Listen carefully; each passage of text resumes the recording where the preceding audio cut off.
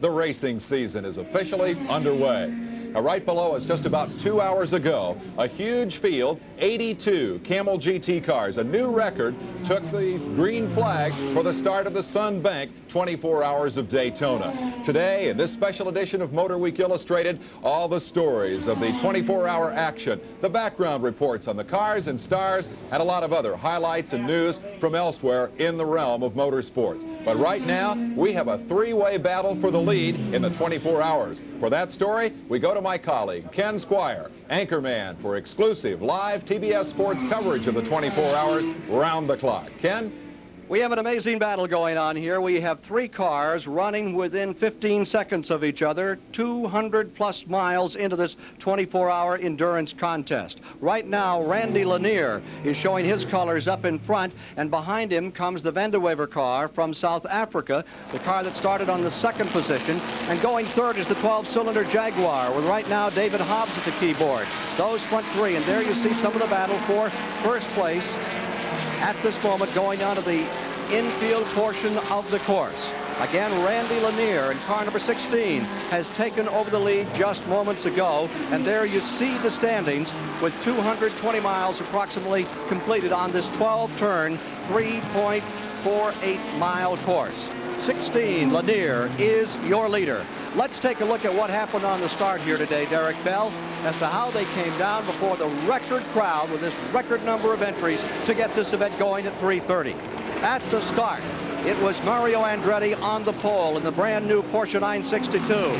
But then Vandewever on the outside struck, and he went out in front. The car that won it last year was in third, and immediately A.J. Foyt found himself back in fourth, driving the Preston Hen car, which will be co-driven by Bob Wallach and our co-announcer on our continuing coverage, Derek Bell. He'll be in there during the night. The battle continued. Here they are once again traveling to the infield portion of the course, and here you see Andretti coming back to take the lead. Mario Andretti and his son, 21 years old, Michael, in car number 1, and they have been one of the major stories in the event, but of recent they've had a lengthy pit stop, and that's changed the story once again.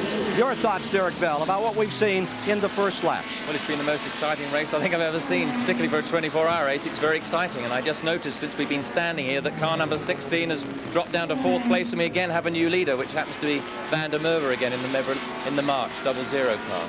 Well, Dave Despain will be back with you just a bit later here on MotorWeek Illustrated. That's the story at the present time, three-way battle for the lead.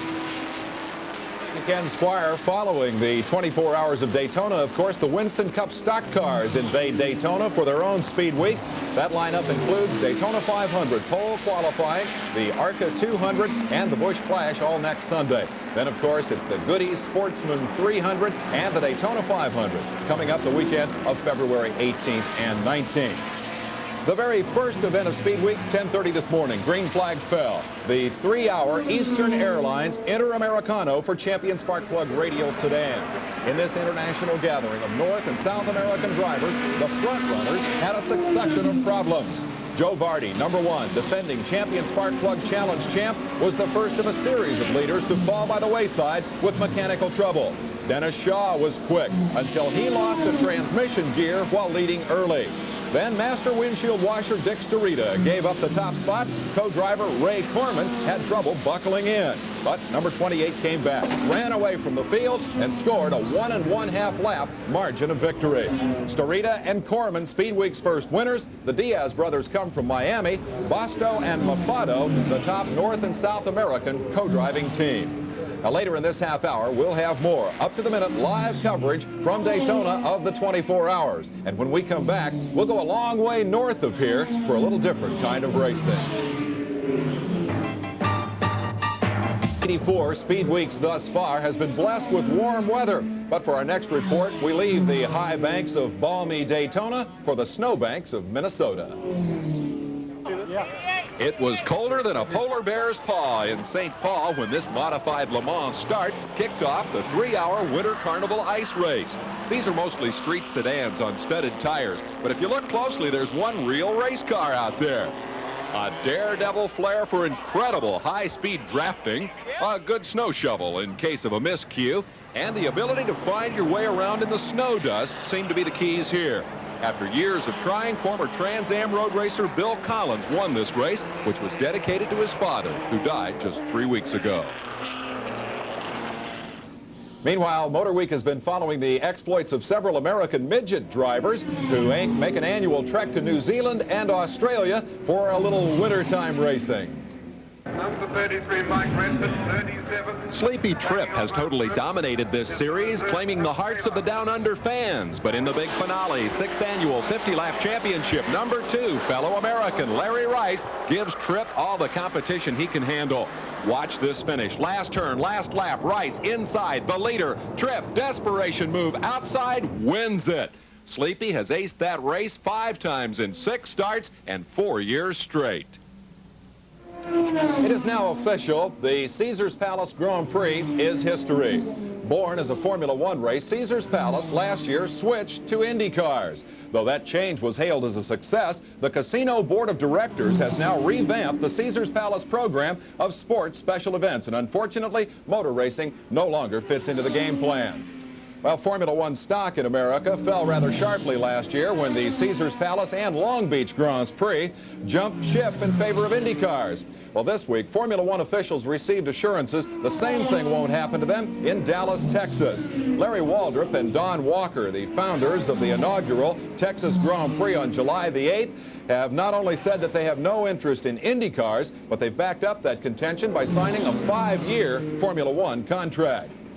Looking ahead to the Daytona 500, Winston Cup stock car star Dave Marcus will have a new ride. Last week we told you Richard Petty's deal with the Raymock Racing team fell through. Richard would go off to his own team. Well, this week Raymock hired Marcus to drive their car. Dave has his own car, number 71, and he'll put fellow Wisconsin driver Jim Sauter in that seat.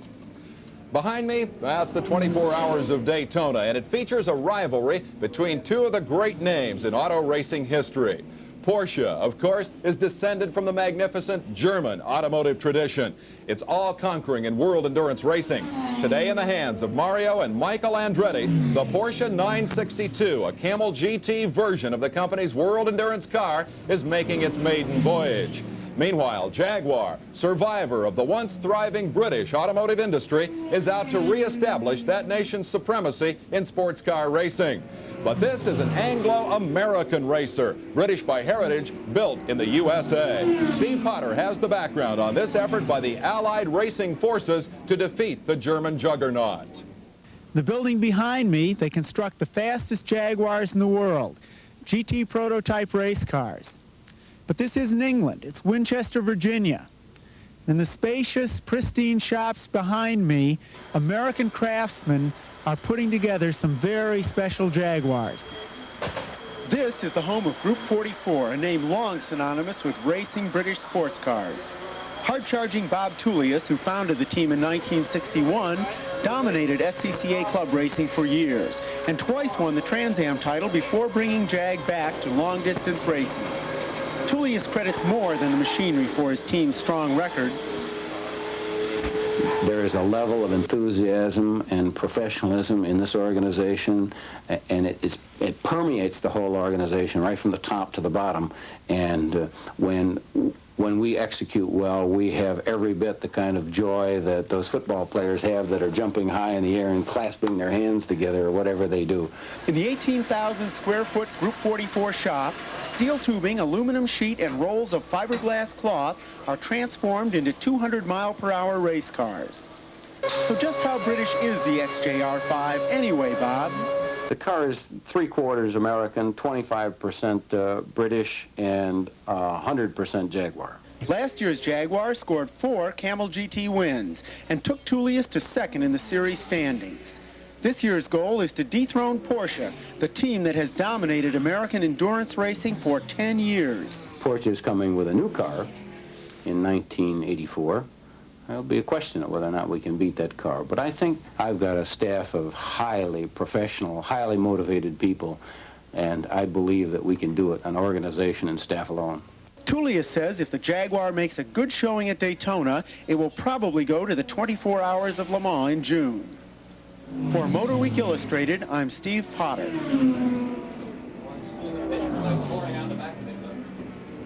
Well, you can't do much better than leading the race, and 2.5 hours in, that's exactly what the Jaguar is doing with David Hobbs at the wheel. We'll have a progress report on the 24 hours of Daytona later in this edition of MotorWeek Illustrated. Daytona International Speedway, we're approaching the 2.5-hour mark of the 24 hours of Daytona. David Hobbs is out in front in the Jaguar, Randy Lanier running in the second spot, and the Andrettis are having trouble with their new Porsche. Meanwhile, we've got good news for motorcycle fans. Kenny Roberts, defending champion in the Daytona 200, will come back and defend his title, even though he is now semi-retired. The 200, March 11th, the last event of Speed Weeks. In stadium motocross racing, meanwhile, the on-track action has finally retaken the spotlight from off-track politics. During the off-season, series promoters broke away from the American Motorcyclist Association to run their own campaign, and they opened last Saturday night in Anaheim, California. The story here, a sellout crowd, over 70,000, biggest in the stadium's history. 10,000 people were turned away. While these Supercross racers really played to that crowd, watch stylish Johnny O'Mara win his heat. David Bailey says, I could do better than that. But come main event time, tell you what, these guys are all business. 20 riders funnel into turn number 1. Scott Burnworth and number 5 O'Mara come out running 1-2. But poor Burnworth, no match for the guy they call Johnny O. O'Mara waved goodbye over this big jump and led every remaining lap. A big victory for Johnny O'Mara. Strong debut for the promoter's new in-sport organization, and great ride, too, for third place Ricky Johnson, who came from next to last. All the top guns in Supercross were at Anaheim to prove their worth to those new series organizers. Johnny O'Mara shot them all down with ease. And for that accomplishment, Johnny is our champion spark plug Racer of the Week. And the Camel Pro Series Grand National Motorcycle Championship season opens tonight in the Houston Astrodome. We talked with two-time champ and proud new papa, Randy Goss. Riding as number 6 last year, Goss will be number 1 in 1984. Randy, the first time you won the championship, you said it was to prove something to the world, and the second time it was to prove something to yourself. What did you mean by that? Well, the first time I more or less just wanted to get it off my shoulders from racing so many years, and wanted to prove that I could win the championship and not have to worry about having to do it again. And then the next time was just a personal goal to try and score more points than the rest of the guys and win the championship. And you just celebrated your 28th birthday. For motorcycle racers, you're an old man. How long do you see yourself being able to continue to do this? Physically, I think you're able to go quite a few years, but mentally you get to where you wonder if you really want to do it that much longer. So I think if you can stay in a good frame of mind, I think you can do it 4 or 5 more years. This is a tough question, but yours seems to be such a razor-edge business. I'm wondering how much of it is just raw courage to win races and how much of it is real skill. Very few times in a race you just run into the corner and just gamble and say, well, I'm not sure I can make it, but I'm going to go for it anyways. But you got to be careful. You can compensate a little bit from what you've learned if you really write everything down and remember it. But a lot of times, if you don't remember what you've learned, you just end up blowing it. Final question. The prospects for Randy Goss to be number 1 again in 1984. Can you win it again? I think we can this year. I think the way things are, I think that we got as good a chance as anybody repeating. Good luck to you. Thank you. Well, Goss rides for Harley-Davidson. Their challenge comes from Honda and their newly signed stars, former national champion Ricky Graham and the rapidly improving Bub Schobert, who was really in action last weekend in California. Schobert had an up-and-down night last Saturday in the Great American Shootout Indoor Short Track Series. In the Trophy Dash, turn 1, Schobert down. He's back for the restart, but 2 laps later, crashes again. But in the main event, the tough little Texan put this move on Rod Ferris to take the lead and then survived a ferocious last lap assault by Chad Felicio. This time, Schobert stays upright, but watch Felicio go sprawling in a shower of sparks. Felicio's slide past the checkers, one of the more dramatic second-place finishes we've seen in a while. Here at Daytona, David Hobbs is sparkling in the 24 hours, and we'll get back to that action right after this. Andretti family is very much a part of the story of this 24 hours of Daytona. Former world champ Mario currently parked in the pits with this potent 962 Porsche that has been the dominant force here. He's teamed with his oldest son, Michael. Meanwhile, Mario's younger son, Jeff, is making his pro racing debut this weekend in the GTU class, and Jeff has proven to be quite a racer.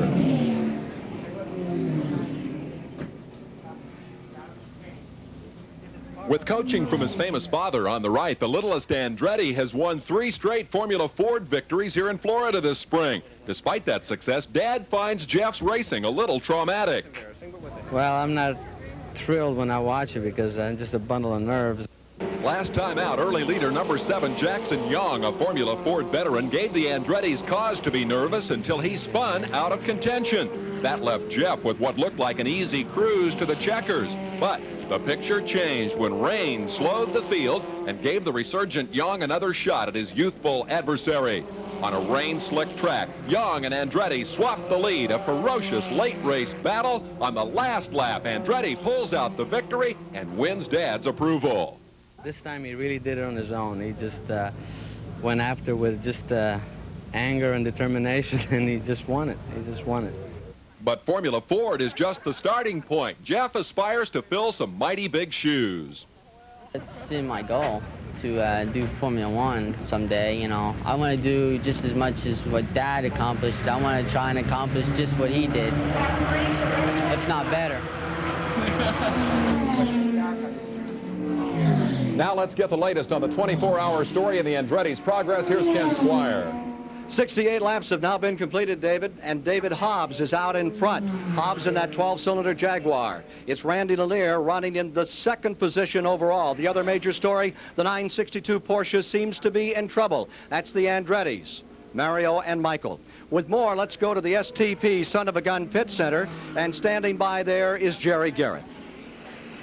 Ken, we're looking here at the standings in the GTP, GTO, and GTU divisions. It's interesting that right now, all 3 of the leaders in these categories are the ones who are picked to be the champions this season in these IMSA series overall. The Tullius Doc Bundy car will be favored in the early going. The number 4 car of Terry Labonte, Bill Hagan, and Gene Felton is favored in the GTO for the season. And over here in GTU, we see the Jack Dunham, Jeff Klein, Paul Lewis, Mazda. Now these guys had the season going last year and had a big problem with money, had to get out of the racing. Hopefully they'll do better this season. Back to you, Ken. The Billy Hagan car is still running tops in the GTO category at the present time, and Graham Duxbury has taken over the Formula driver for South Africa, and he's running in 3rd place. Now let's go back to Dave Despain. Thank you very much, Ken Squire. Regardless how that pole-sitting Porsche may finish, it's been very much a story of this 24 hours of Daytona. And the decision by Porsche to build a street legal, and we should say a Camel GT legal version of that car, represents a major commitment to American-style endurance road racing. And for biting the bullet and making that decision, we tip our hat to Porsche President Peter Schutz. He gets our U.S. Air Force Reserve Wrangler Behind the Scenes Award for this week. And Herr Schutz is also going to get a new outfit from Wrangler. Well, with that, we're pretty well up to date now on the 24 hours of Daytona story. Our next TBS Sports live update from Daytona comes your way at 7 o'clock Eastern Time, and do stay tuned for that. As we mentioned, the 24 hours kicks off the 84 racing season. A lot more season openers this weekend. One of those in Pomona, California. Late word, Gary Beck is top fuel qualifier in the 24th annual Winter Nationals.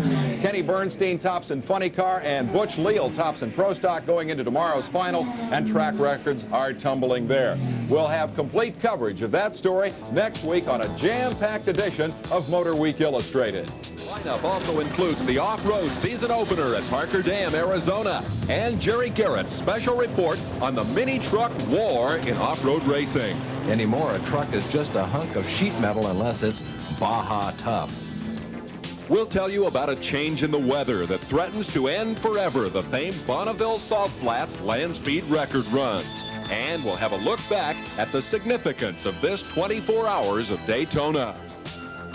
Every manufacturer of a volume-produced car in the world has an engine on the shelf that can be made competitive in this series. Well, that all comes to your way next Saturday at this same time on MotorWeek Illustrated. As we leave you today, David Hobbs is still leading the 24 Hours of Daytona. We invite you to stay tuned to Superstation WTBS for complete and exclusive live, round-the-clock coverage of the 24 Hours. We'll be back next Saturday at this same time, and our next live report is 7 o'clock Eastern Time, 1 hour live coverage of the finish of this race tomorrow. I'm Dave Despain for MotorWeek Illustrated. Promotional assistance and a promotion fee paid by Dodge Trucks, the official vehicles of MotorWeek Illustrated.